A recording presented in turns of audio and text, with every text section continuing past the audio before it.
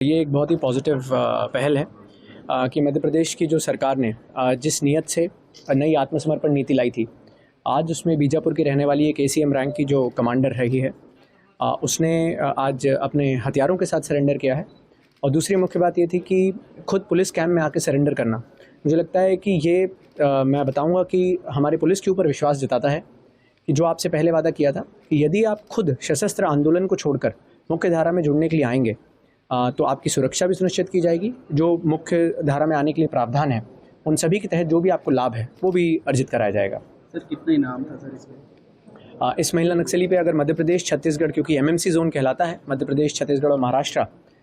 इन सभी की अगर बात करें तो 14 लाख रुपए का इनाम इस पर घोषित था। इसी के साथ साथ अगर आप पुनर्वास नीति को देखेंगे तो जिस प्रकार का सेमी ऑटोमेटिक वेपन के साथ इसने सरेंडर किया है, तो करीबन 3.5 लाख रुपए उस सरेंडर में वेपन जमा करने के साथ, और जो एम्यूनिशंस लाई है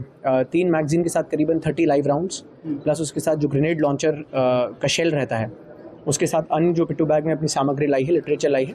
और जो पुनर्वास नीति के तहत सबसे बड़ा एक प्रावधान था कि इसके ऊपर जो इनाम होगा उसकी राशि भी इसी के पुनर्वास के लिए उपयोग की जाएगी। और इसी के साथ साथ 20 लाख रुपए की राशि एक मुश्त सरकार के द्वारा इसको प्रोवाइड की जाएगी, जिससे कि जहाँ पर भी अपना घर बनाना चाहती है, ज़मीन खरीदना चाहती है, उन चीज़ों में उसकी सहायता की जाएगी।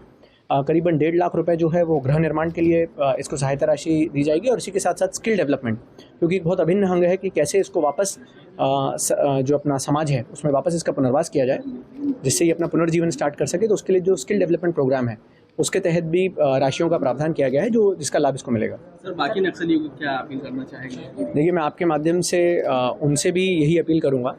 कि अब आपके सभी बड़े काडर्स, चाहे आप चाहें तो सोनू और भूपति वो हों जिन्होंने 61 नक्सलियों के साथ सरेंडर किया, उसी के साथ 17 अक्टूबर को रूपेश जो हैं उन्होंने करीबन 200 नक्सलियों के साथ सरेंडर किया। वर्तमान में पिछले 4 महीने में 2100 से ज़्यादा नक्सली जो हैं उन्होंने सरेंडर किया है। तो ये स्पष्ट दर्शाता है कि अब सशस्त्र आंदोलन का, जो इनके खुद बड़े लीडर्स कह रहे हैं, सशस्त्र आंदोलन का अब समय नहीं है, परिस्थितियां बदल चुकी हैं। आप लोग भी, जब आपके बड़े लीडर्स ऑलरेडी सरेंडर कर चुके हैं, तो आप लोग भी पुनर्वास के लिए अपना आत्मसमर्पण करें, आप अपने हथियारों को त्यागें, मुख्य धारा में आके जो फिर आपको जिस प्रकार से आपका आंदोलन जारी रखना है लोकतांत्रिक तरीके से, उससे करें। परंतु यदि आप पुनर्वास नीति का इस समय, जब सरकार आपको पुनर्वास करने के लिए